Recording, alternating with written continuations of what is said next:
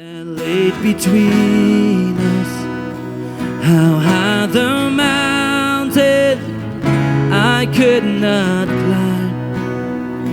In desperation, and into heaven, and spoke your name into the night. See it again, how great the chasm, how great the chasm that lay between us, how high the mountain I could not climb. In desperation, I turned to heaven and spoke your name into the night. And through the darkness, your loving kindness tore through the shadows of my soul. The work is finished, the end is written. Jesus Christ, my living hope. Who could imagine? Who could imagine so great a mercy? What heart could fathom such boundless grace? The God of heaven stepped down from heaven, oh, to wear my sin and bear my shame. The cross has broken, I am forgiven. The King of Kings calls me His beautiful Savior, beautiful Savior. I'm yours forever. Jesus Christ, my living hope. Hallelujah, hallelujah. Praise the one who set me free. Hallelujah. Sin has lost its grip on me. You have broken every chain. There's salvation in your name. Jesus Christ, my living hope. Sing again, hallelujah. Say hallelujah. Praise the one who set me free. Hallelujah. Sin has lost its grip on me. You have broken every chain. There's salvation in your name. Jesus Christ, my living hope. Then came the morning that sealed the promise. Your buried body began to breathe. Hallelujah. Out of the silence, the roaring lion declared the grave has no claim on me. Sing it again, then came the morning. Hallelujah.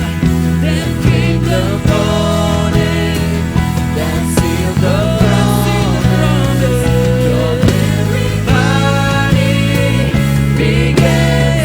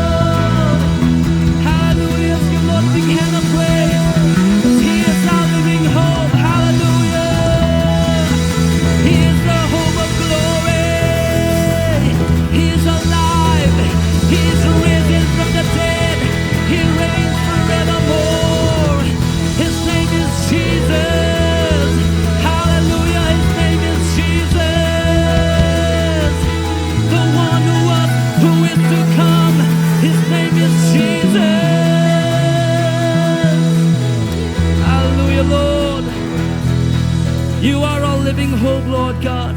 You are the reason that we live, Lord God. You are the reason that we live, Lord God. And thank you, Lord God, for you have given us this life to live, Lord. Thank you, Lord God. Good morning, church. How are you today? It's a pleasure, a privilege, an honor for me, a great joy to be able to come and worship with you the 10 a.m. service in the morning. As they say, the early bird catches the worm. So hopefully you'll be able to catch the word of God, which I pray will be a blessing to you. Thank you, Pastor Danny, for giving me this opportunity. As you know, we are engaged every Sunday there in Guwahati in Assam and doing the work of God there. With your prayers, the grace of God, God has His plan, God has His agenda, and we see the faithfulness of God in everything that we do. So I would request you to continue praying for the work of God that is happening not only in Guwahati, in Assam, but other places also. These are the last days, and we should be busy for the kingdom. Amen. So I will straight away go into the word. I think we don't have much time in the morning service. We are just from item to item to item to item. But thank God for that. I love songs very much. I love hymns. I love contemporary Christian music.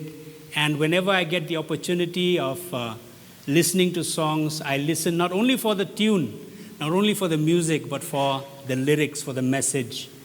And every song that I have been blessed to hear in these past few months and years have spoken to my heart in some way. There is a song which I have been listening to recently. If you have heard this song, I think you might have all heard this song. This is a song which is not so new, but a song written by Torrin Wells. You might have also listened, you might have sung. I don't know if you have sung in the church. When I heard this song these past few weeks, it spoke to my heart. As you can see the lyrics, it says, "On the mountains I will bow my life to the one who set me free. In the valley I will lift my eyes to the one who sees me there. When I'm standing on the mountain, I didn't get there on my own. When I'm walking through the valley, I know I'm not alone. You're the God of the hills and the valleys, and I'm not alone." And my message this morning is the God of the hills and the valleys. The God of the hills and the valleys. When we speak of the hills and valleys in our Christian life, in our Christian experience, we can all relate to the hills, and we also relate to the valleys. What are these hills? The hills are those experiences that we have when we sense the presence of God in our lives, when we taste success in our spiritual lives, in our personal lives. Those can be called the hill experiences or the mountaintop experiences. And all of us, we love those experiences. And many times we want to stay in those mountaintops. Even the disciples of Jesus, we remember in the Gospel of Matthew, we remember in the Mount of Transfiguration, when Jesus had gone there, he was transfigured, and along with him, Moses and Elijah appeared. So the disciples who had gone with Jesus to the mountaintop liked the experience so much. They felt that this is next to heaven. There's no other place that they would rather be. On that mountaintop is what they all live for, long for. And therefore Peter said, "Lord, it is good that we are here, and if you wish, I will make 3 tents here, one for you, and one for Moses, and one for Elijah." So what Peter was saying is exactly what we also pray to God most of the times. We have had wonderful meetings here. We have had leaders' meetings, conventions, conferences, where we sense the presence of God, the tangible presence of the Holy Spirit. And many times we wished and we prayed if this conference could have continued for some more days. If we could have lived in this atmosphere for some more time, how wonderful it would be. But the God that we worship is the God of the hills, the mountaintop experiences. He is also the God of the valleys. And many of us don't like the experiences of the valley. You remember Psalm 23. David said, even though I walk through the valley of the shadow of death. We experience fear. We experience betrayal. We experience failure in the valleys. And those are the experiences that we'd like to, if possible, delete from our memory, delete from our life experiences, and forget about those altogether. But God, who was with you in the hills, who was with you in the mountaintops, is the same God who has promised that He will also be with you in the valleys.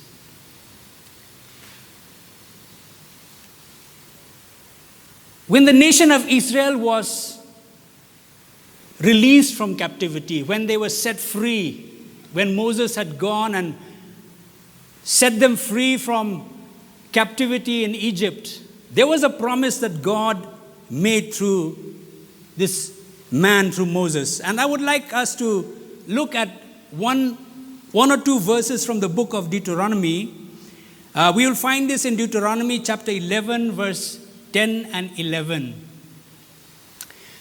You can read that. It says here, for the land that you are entering to take possession of is not like the land of Egypt, from which you have come, where you sowed your seed and irrigated it, like a garden of vegetables. But the land that you are going over to possess is a land of hills and valleys, which drinks water by the rain from heaven. A land that the Lord your God cares for, and the eyes of the Lord your God are always upon it from the beginning of the year to the end of the year. My dear brothers and sisters, many times we think that when we come out of the world, when we accept Jesus Christ as our personal Savior, when we repent of our sins, when we are born again, then it is going to be smooth sailing till we reach heaven. And we think we have been in such great difficulty. We have been under the bondage of sin. We have experienced the distance between us and God. And we feel that, now is the time that I should be having a very easy life. God is with me. I will taste success. I will experience, joy and peace every step of the way until I reach heaven. And the nation of Israel also had that kind of thinking when they came out of Egypt. But when they reached the banks of the Jordan, this is what God told them. Look, you were in Egypt. You were in bondage. But the place that you were in, it was like a garden of vegetables. There was nothing that is unpredictable. There was nothing that was unpredictable. You could write down your routine. Your taskmaster, your slave master will say, get up in the morning at 5:30, go out to the fields, work on the fields, come back on such time, have your lunch, then go back. A routine has been laid down. Life was normal. Life was easy. Although in captivity, life was normal and very predictable. But when they came to the banks of the Jordan, this is what God promised them. He said, look, the land that you are going to possess is not a garden of vegetables. The life that you're going to experience is not going to be a routine life. It's not going to be a life that you can write down and say, okay, tomorrow I'm going to experience this. The next week, this is what I'm going to go through. Next year, this is how my life is going to be. God said, the new life that you're going to experience is going to be a life of unpredictability. You will not be able to predict what is going to happen. It's going to be a land of hills. You will experience my presence, my guidance on the hills, on the mountains. But it is also going to be a life that you'll have to go through the valleys. There will be times when you'll feel that my presence was not with you. There will be times when you will taste some amount of failure. There will be times when you feel that everyone has left you, deserted you, there is no hope. Similar to what David experienced when he said, I walk through the valley of the shadow of death. Those are the times that you're going to experience. But the wonderful promise, if you read the last part of those verses, it says, this is the land that your God cares for. The land that your God cares for. So the new life that you're going to go through, this new life that you're going to walk through, God cares for that new life. The eyes of the Lord your God are upon it. Whether you are in the hills, whether you are in the valleys, the eyes of the Lord your God are upon that life. From the beginning of the year to the end of the year. At all times. Brothers and sisters, at all times, God's presence will be with you in this new life. That's what the promise of the Lord is.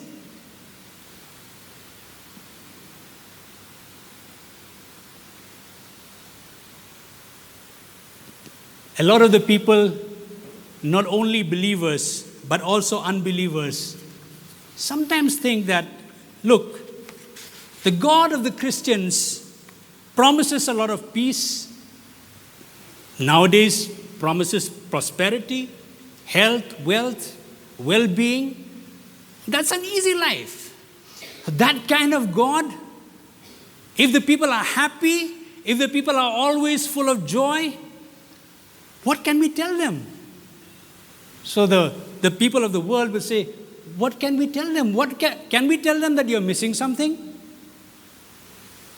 But when they go through the valleys, when they go through tough experiences in life, that's when the enemy comes in. That's when the enemy starts to put in doubt, sow seeds of doubt in your mind. That's when the enemy starts to bring in questions. There's an incident in the book of Kings, and I would like us to go there. There was a time when the nation of Israel was at war with the nation of Syria. And the king of Israel, Ahab, had gone to war with the king of Syria, Ben-Hadad. If you go from and look at this portion of scripture from 1 Kings chapter 20, and I will read verse 23 and also verse 28.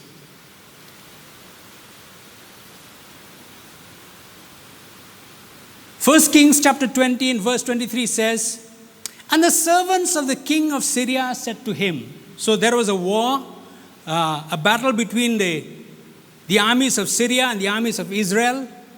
The servants of the king of Syria said to him, their gods, that is the God of the Israelites, their gods are gods of the hills. So they were stronger than we. But let us fight against them in the plain, and surely we will be stronger than they. What are they saying? They're saying, look, their God is the God of the hills. Their God is the God of happiness, joy, peace, prosperity. We cannot fight that kind of an experience. We cannot put in any doubts in the minds of such people who are going through happiness from morning till evening. But their God is not the God of the plains. Their God is not the God of the valley. So when we fight them in the valleys, when we fight these Israelites in the valleys, we will surely win. And the Bible tells us in verse 28, that a man of God came near and said to the king of Israel, "Thus said the Lord, because the Syrians have said, 'The Lord is a God of the hills, but he is not a God of the valleys,' therefore I will give all this great multitude into your hand, and you shall know that I am the Lord." The Bible tells us that the world thinks that if you bring testing, if you bring times of testing, if you bring times of difficulty to the life of the Christians, they're surely going to turn away from God. If you bring times of failure, if they experience failure, they surely will turn away from God. But God steps into the picture. God says, "I am not only the God of the hills, I am also the God of the valleys. And when you go through these difficult experiences, my presence will be with you. And I will give you the victory. And everyone will get to know that I am the Lord." Everyone will get to know that I am the Lord.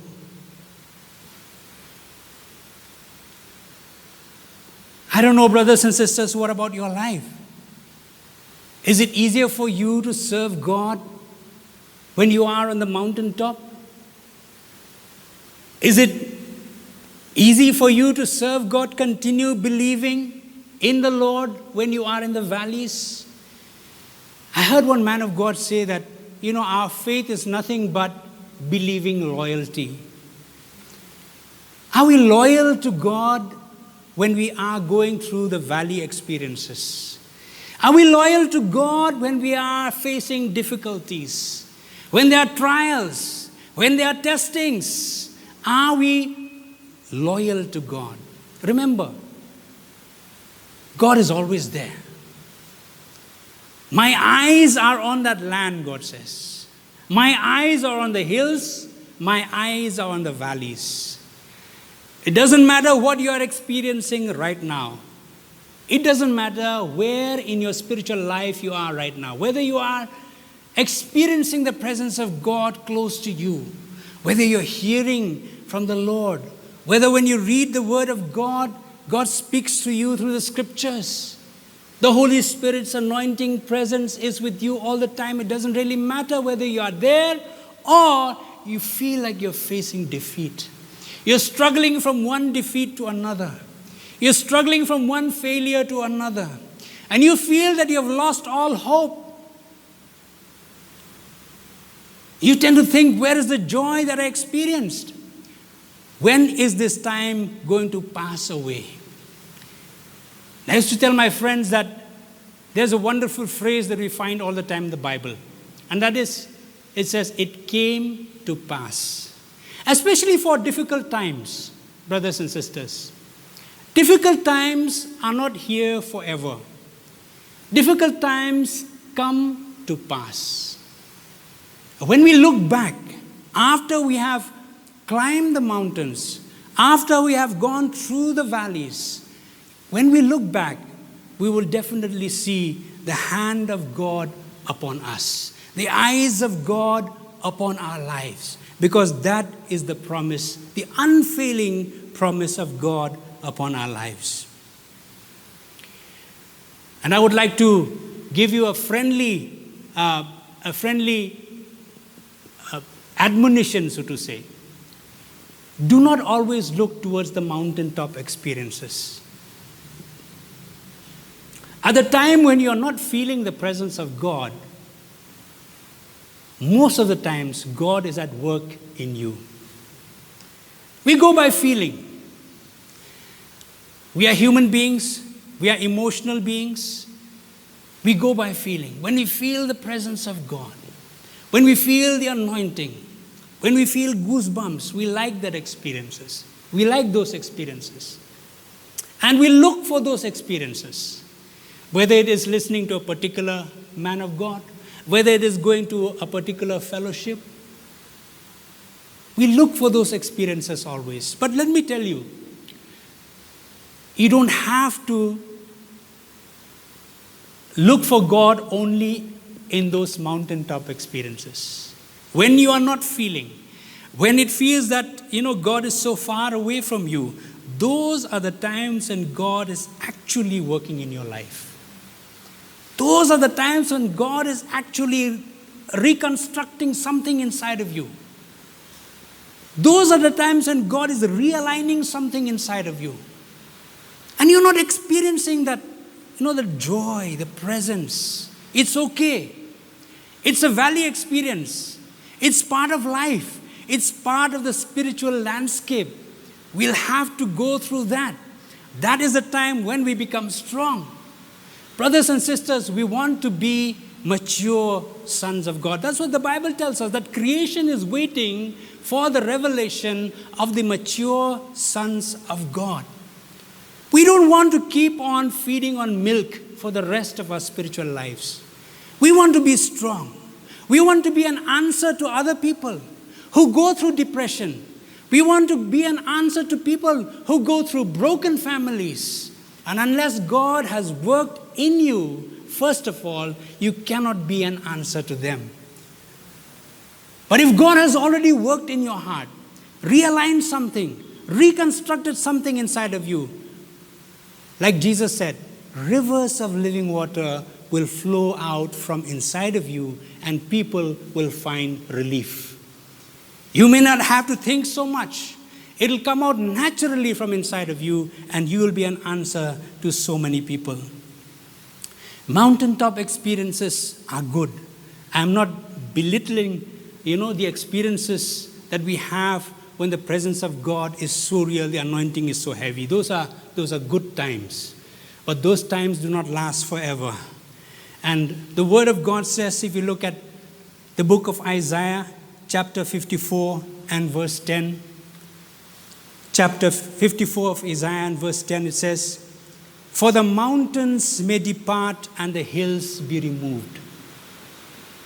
For the mountains may depart and the hills be removed, but my steadfast love shall not depart from you, and my covenant of peace shall not be removed, says the Lord who has compassion on you. Brothers and sisters, we look for the mountains, we run to the mountains. When is the next great preacher coming to town? We're going to run to be in that service. We want the anointing. We chase for the anointing. But the Bible tells us that these mountains, the hills, they may depart. The hills may be removed. But remember, God's steadfast love will never depart from you. God's covenant of peace will never be removed. He is the God of the mountains. He is also the God of the valleys. And in the valleys, what happens to us? In the valleys, see, when you are in the valley, you cannot look down. When you are in the valley, you can only look up. That's the beautiful thing about a valley. It may be dark, it may be depressing, it may be difficult. But the only way forward for you in the valley is to lift up your eyes. Is to lift up your eyes. And there's a wonderful word in Psalm 121, which we all know very well. Psalm 121 verse 1 and 2 says, "I lift up my eyes to the hills." I lift up my eyes to the hills. Where can you view the hills more clearly? It is when you are in the valley.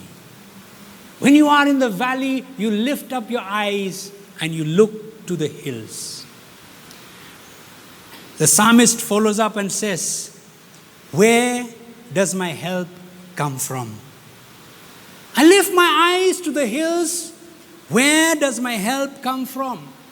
The psalmist says, okay, I lift my eyes to those experiences.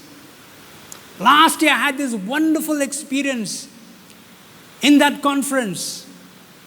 I had a wonderful experience with the Lord. I lift up my eyes. I try to remember how I felt. at that time. Where does my help come from? And when he gives the answer, he says, my help comes from the Lord. My help comes from the Lord who made heaven and earth. Brothers and sisters, the hills help us to focus on the Lord. Let us not stop our focus only till the hills. You get what I'm saying? Let us not stop our focus only to the hills, because beyond the hills, there is the Lord. Now, the hills may stand for someone you love, who has been your mentor, who has been guiding you.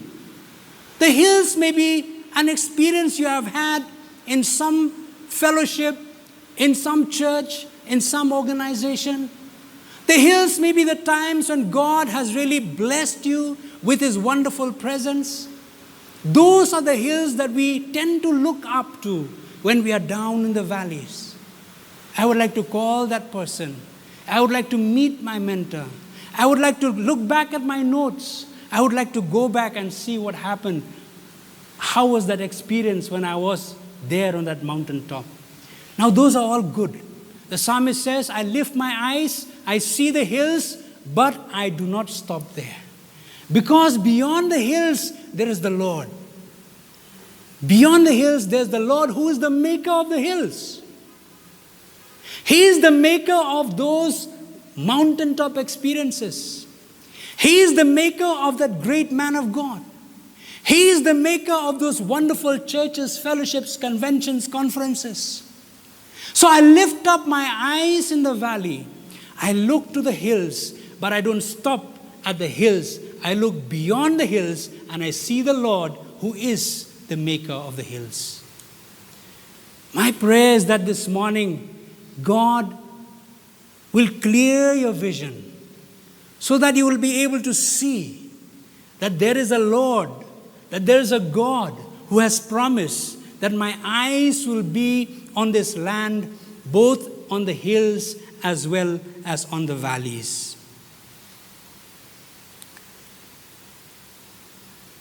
And when we look to these, and when we focus in such a way, the valley of defeat becomes a valley of victory. Praise the Lord.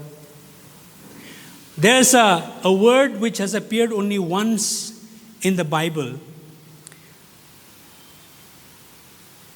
And that word is found in Psalms chapter 84 and verses 4 to 6.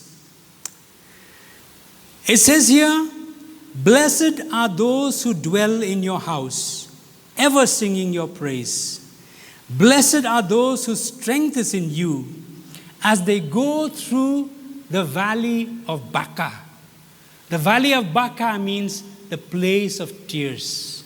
As they go through the valley of Baca, they make it a place of springs. The early rain also covers it with pools. When our eyes are fixed on the Lord, the maker of heaven and earth, when our eyes are focused on the Lord who is the maker of the hills, the valley of tears, the valley of weeping, where we are in right now, turns into a valley of springs, turns into a place of springs. What the psalmist is saying here is that even in the valley, you can experience a wonderful experience when your focus is on the Lord who is the maker of the hills. Amen. And there's another valley which I mentioned, which we find in the book of Hosea and chapter 2 and verse 15. This is the valley of Achor. The valley of Achor is where the nation of Israel under Joshua experienced defeat. When they went to war against the nation, the people of Ai, where Achan, one of their own, one Israelite, had hidden the loot that they got from Jericho. When God had already told them, Joshua had already told them, do not keep the loot for yourself. Do not keep any of the spoils for yourself. But Achan did that, and because he did that, they experienced defeat in the valley of Achor. But the Bible says in Hosea, and there I will make the valley of Achor, the place of defeat, into a door of hope. Brothers and sisters, are you experiencing defeat in your walk with God? At times, because we have gone against what God has asked us to do, like the Israelites, when God told the Israelites, do not keep the spoil for yourselves, one among them kept the spoils, and they tasted defeat. But the Word of God tells us, even in the valley of defeat, I will make a door of hope. So even in the valley of defeat, there can be hope. Even when I'm experiencing defeat, I can have hope.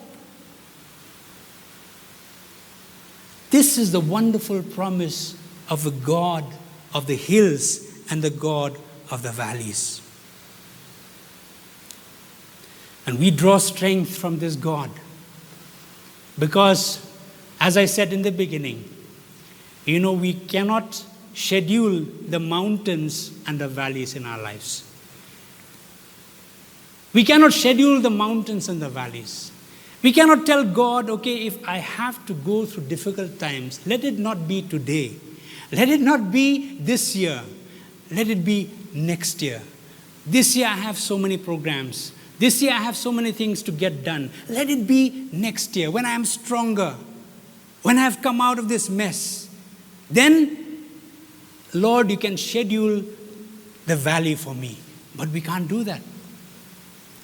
Valleys turn up unexpectedly. Unexpectedly. When we expect the least, a valley turns up in our path. Something happens and we face defeat. We cannot schedule that. But in those unexpected times, God gives us the strength. That's why in that psalm which I read to you just now, Psalm 84, it says, blessed are those whose strength is in you. Blessed are those whose strength is in you. God will give you the strength that you will be able to stand firm even in the times of defeat. And then God will make a door for you.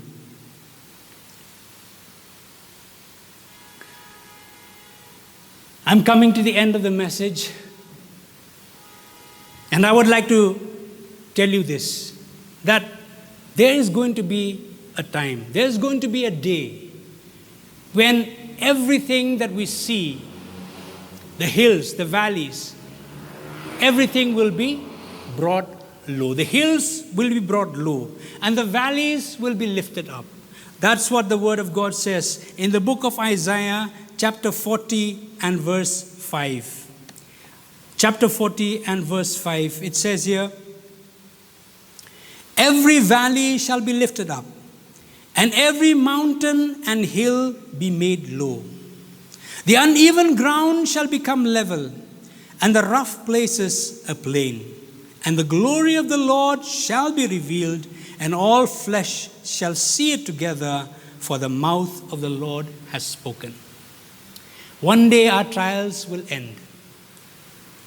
One day the difficult times that we face will end. One day our longings, our searches for the mountaintop experiences will end. Because that day, God will come and dwell with His people. Because that would be the day of the Lord. And that would be the time when the glory of the Lord shall be revealed. The Bible says that the glory of the Lord shall fill the earth as the waters cover the sea. Brothers and sisters, we have not experienced that experience right now. We do not see the glory of God covering the earth as the waters cover the sea. We look upon poverty. We look at injustice. We look at so much of unrighteousness that is happening in the world around us, and we question, where is the glory of the Lord that the Bible promises will cover the earth as the waters cover the sea? That's why men of God, they say, in our Christian life, there is the now and the not yet. The now and the not yet. The now means whatever we are experiencing right now. We experience a measure of heaven in our lives. We are free from condemnation. We are free from the fear of hell. We are filled with the expectation of heaven. We are filled with the righteousness of God. We have peace in the midst of difficulty.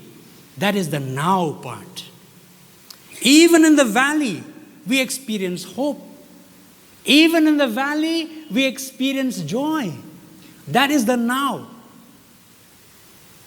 But there is also a not yet. And not yet means what I was just saying just now, when the glory of the Lord will fill the entire earth as the waters cover the sea. When everything will be filled with the glory of God. Every valley shall be lifted. There shall no longer be those times when you feel that God is not with you, because God will be with you always. There's no longer those times when you feel that, okay, when I go to that place, I will experience God more than what I am experiencing right now, because you will experience the presence of God powerfully at every moment of your life. There is going to be that time. When that time will be, I cannot say. The Word of God does not tell us clearly. Is it only in the fellowship of believers? Is it going to be in the entire earth? Where there will be no longer any injustice, no longer any unrighteousness? I believe that's the time when the Lord comes back. When Jesus comes again, establishes His kingdom here on the earth. So the kingdom of God is now. In some measure we experience that, and we thank God for that. We really enjoy the Christian life. There is no other place, there's no other life that we would want. This is the life that I have been made for. I enjoy this Christian life. But then there is also a not yet. There is a heaven that awaits us, brothers and sisters. There's a heaven that awaits us. There's eternal life that awaits us. And that is something which the Bible promises us. God is the God of the hills, and God is the God of the valleys. As our song said, which we saw in the beginning, what do we do? I love this, that the singer-songwriter sung. He said, "On the mountains I will bow my life to the one who set me there." So when I am on the mountains, let me never forget. When I am on the mountains, I will bow my life to the one who set me there. Someone has set me there. God has put me on this mountain of success. God has put me on this mountain of influence. God has put me on this mountain of heavenly experience. I will not forget the one who has set me there, and I will bow my life to Him. You may be on the mountaintop right now, and I thank God for that. But do not forget, someone brought you there. God kept you on that mountain. When you are on the mountain, bow your life. When you are on the mountain, remain humble. And remember, it is God who put you on that mountain. In the valley, I will lift my eyes to the one who sees me there. When I am in the valley, I will not just be depressed. I will not just lower my eyes. As I said, in the valley, the best thing to do is to lift your eyes. And the singer says, in the valley, I will lift my eyes to the one who sees me there. He sees you. Are you in the valley today? Are you in the valley of defeat? Are you in the valley of weeping?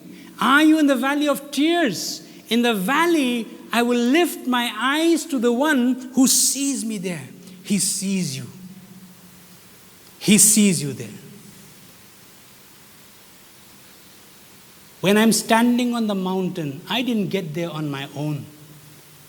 Such wonderful words. When I'm standing on the mountain, I didn't get there on my own. When I'm walking through the valley, I know I am not alone. You are the God of the hills. You are the God of the valleys, and I am not alone. Amen. May God bless you. May God richly bless you. And may this God of the hills, God of the valleys, come through in your life, and you'll experience Him more and more, either in the mountaintops or in the valley experiences. Before I give this time over to Pastor Danny, shall we just rise up and let us lift our hands to this God who does not change, who remains the unchanging one. And we sang this song, Faithful One, So Unchanging. I'll request the band if you can come and let us sing this song once more. Faithful One, So Unchanging. And then I hand over this time to Pastor Danny.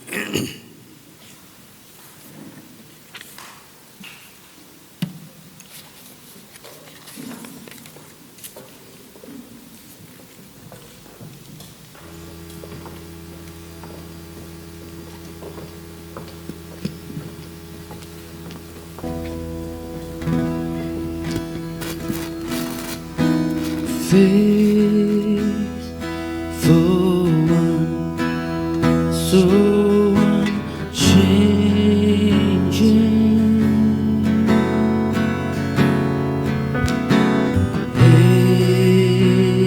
ageless one, you're my rock of peace, Lord of all. I depend on you.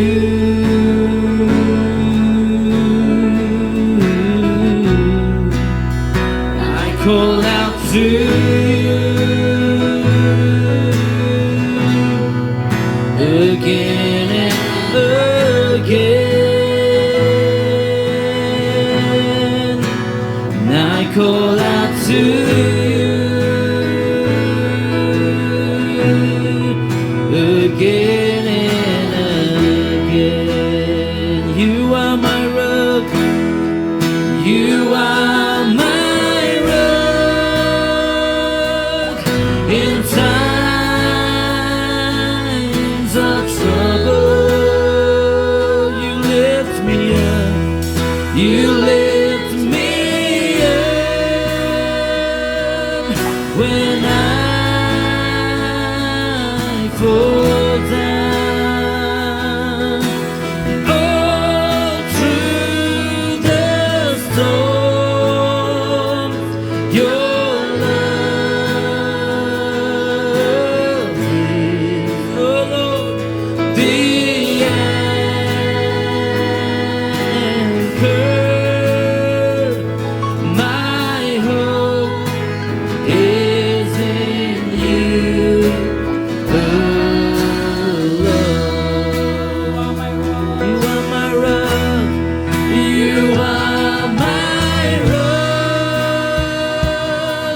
in times of trouble. You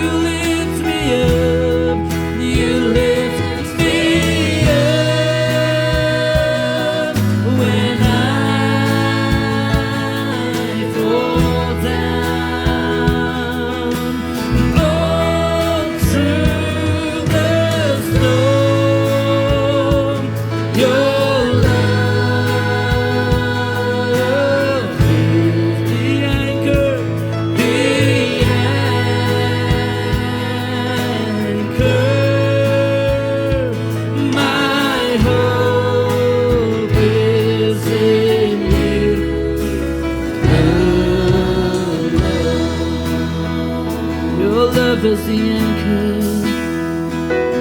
Your love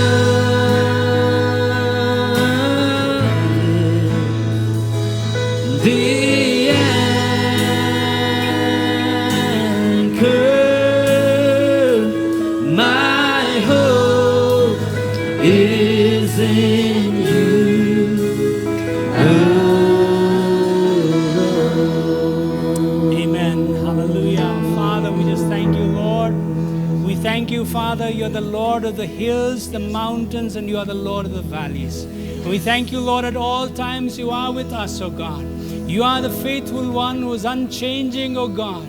You lift us up when we fall down, O Father. And when we are on the mountain tops, on the hills of our spiritual experiences, O God, you have taught us to remain humble, to always lift our eyes to you, to lift our voices to you, to surrender our lives to you. Thank you, Lord, for being such a faithful God. Bless my brothers and sisters who are gathered this morning, O Father.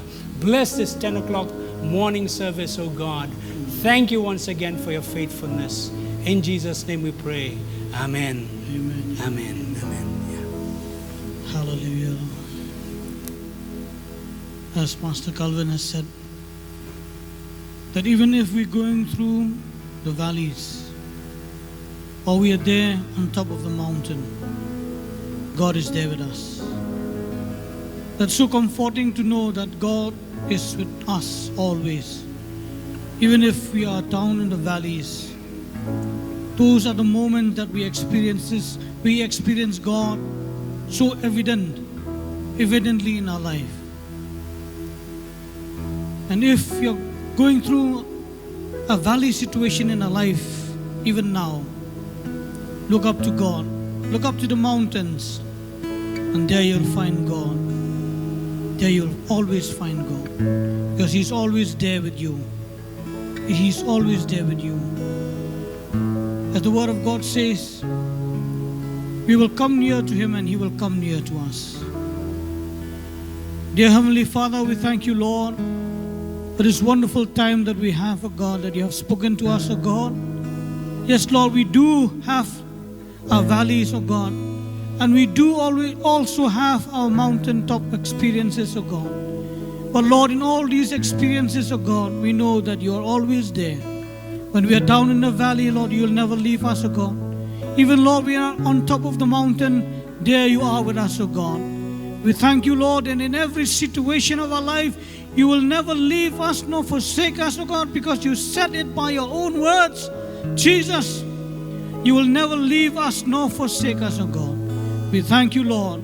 And Lord, when we are there, Lord, in the valley, O God, we cannot walk anymore, God. Those are the times, O God, that you have carried us through in your arms, O God of love. Lord, you've carried us through, O God, through those difficult times, O God. Thank you, Lord. And I pray for those, O God, that are going through the valleys even right now, O God, that they may experience you, O God. They may know you. They may see your hands, O God, upon their lives, O God. Thank you, Lord. Thank you for this wonderful word that you have spoken to us today, O God, that you will always, always, always be with us, O God. No matter what the circumstance in our life, you will always be with us, O God. Thank you, Lord. And Lord, as your children leave this place, O God, Lord, let your love, my Father, and the grace of our Lord Jesus Christ, and the sweet fellowship of the Holy Spirit be with each one of us. And yes, all the saints that call upon the name of Jesus, now and forevermore. And all of us will say, Amen, Amen, Amen, and Amen. God bless you all.